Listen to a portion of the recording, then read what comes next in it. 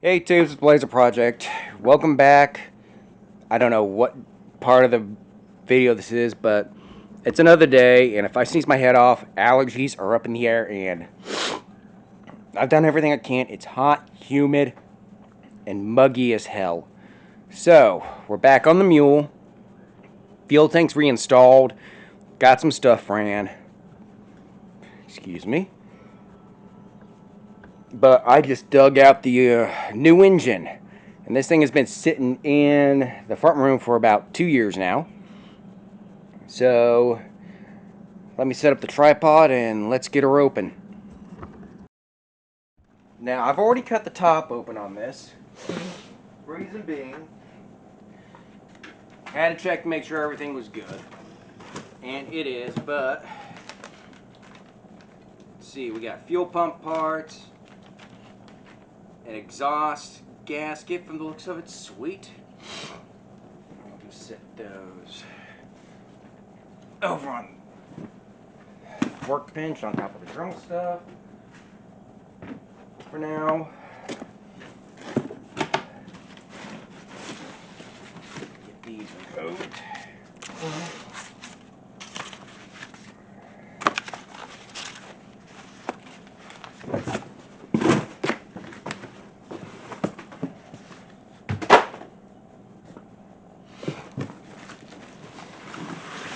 Oh, sweet, it has a carb on it already. That works.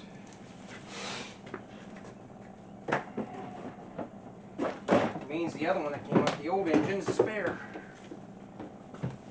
Which, trust me, if ever you do anything like this, old engines, rob everything you can useful off of them. Because you never know when you're going to use them. That's basically money you're saving. Yeah, maybe minuscule, but later on down the road it's like 10, 15 bucks that you're saving for downtime for the vehicle. This thing's been down way too long. So let's get all this out of the way.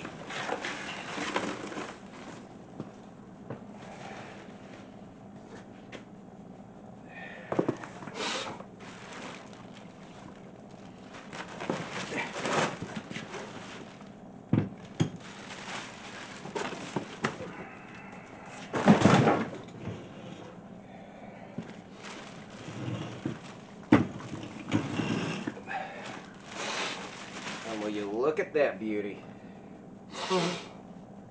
Brand spanking new. Has a little bit of oil in it, but what do you expect with a new engine? It's probably assembly oil. I got break-in oil in the house. New leads. Starters right there. I mean, can't ask for anything else. A little bit of grease. But, got the carb. I mean, this is going to be full plug and play. I mean, I can't complain. So, let's get this dang thing shoved in there and start piecing that monster back together. Because you already saw the tearing apart process. Putting it back together is just the same thing, though. I'm going to turn you guys back on when I do the fuel system and everything, because I'm going to be routing that a whole different way. And maybe today, if we're lucky, it may fire up, but that may be the next part. So, we'll see how far I get. So, let's put this beast in. Well, as normal, every new engine's got its perks. Like here, I've got to nudge out where the blue is and a little there, or this brace will not fit. So, this will be fun. And yes, I know there are gas cans behind me. So, fresh through Dremel. Let's go to town. It's about to get loud.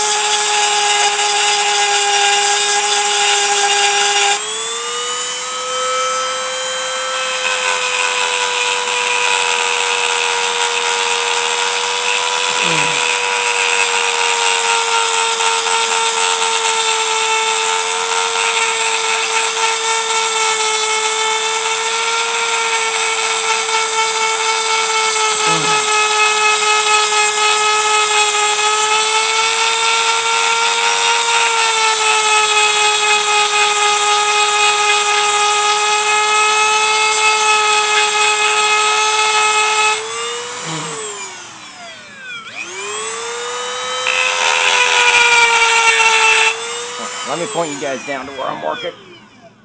Hang on. Helps if I loosen it up first. And of course, doesn't go down that far.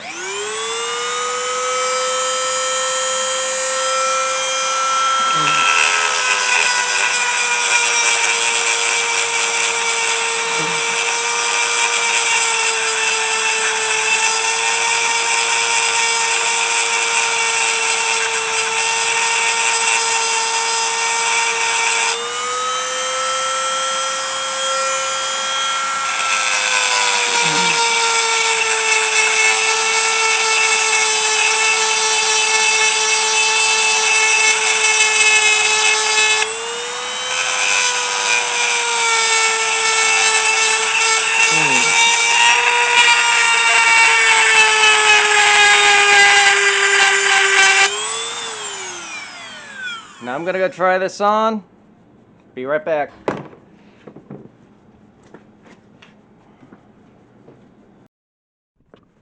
Alright. All the bolts go in just fine, no crooked. New engine's in. Got most of the wiring hooked up. Now it's just all the linkage and everything else, but one thing no one talks about is the alignment of the engine to the rear diff, because it's a CVT.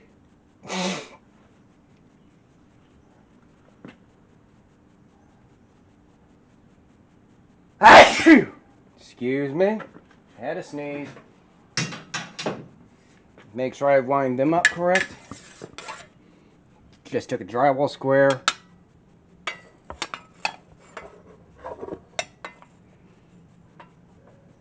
And just like that, they're definitely aligned. Because this doesn't move. So, that's bolted in. Now I just got to continue putting everything back together. So, we are close. Gotta be nice to have this thing back in action. Alright, back to it. Alright, after a lot of adjusting and everything, all the linkage is back on, which is good. Bear with me, my allergies are kicking my rear. So this thing is nearly ready for a first fire up. But that's after I get it back on the ground, make sure the oil is at the correct level and so forth. But more on that later. First things first. Fuel tank's cleaned out. I put a new fuel gauge in it. Trust me, it was needed. The old one didn't work worth shit. Excuse my language. There's one fuel filter.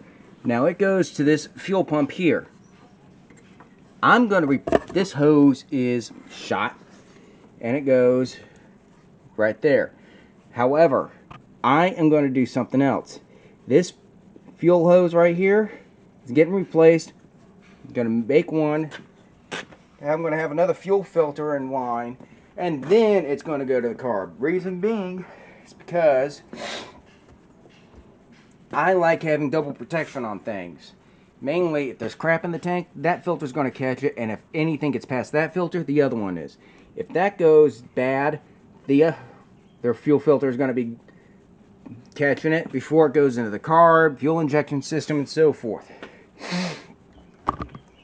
I'm a real big believer in redundancy and also doubling up on things, or triple if you want to call that. Because, trust me, the last thing you want to do is having to tear into all the good hard work you just put in to fix something. So, I'm going to keep plugging away at this. I still got the muffler, the CVT belt cover to put on, and so forth. And then, hopefully the battery's still good, and looks like we'll put some fuel in this thing and try and fire the beast up. That'll be so much nice. So, first things first, turn you off and I'll turn you back on. We're going to hopefully fire this thing. Well, she lives. It's running. If you hear it die from time to time, it's getting vapor lock because the second fuel filter is getting heat in it and so forth. Well, time to clean up the shop, or should I say the garage. Get that thing in. I'll fix that pronto. Definitely needs a new battery, but it's operational. It runs. What else can you say? That thing has been down for over 2 years because we haven't had time to work on it. So new battery, fix that fuel issue, and pretty much we'll be good. So I can't complain. So like, subscribe, comment. You all know the drill. I'll catch you guys in the next one because that's when we're going back to the Blazer. So peace.